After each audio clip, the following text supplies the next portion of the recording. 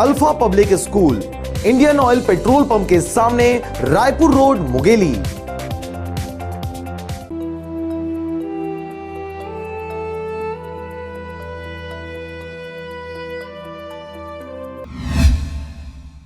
मुंगेली जिले में जिला कलेक्टर व जिला स्वास्थ्य समिति के अध्यक्ष डॉक्टर सर्वेश्वर नरेंद्र भूरे के निर्देशन में तंबाकू नियंत्रण कार्यक्रम के तहत कार्रवाई की जा रही है।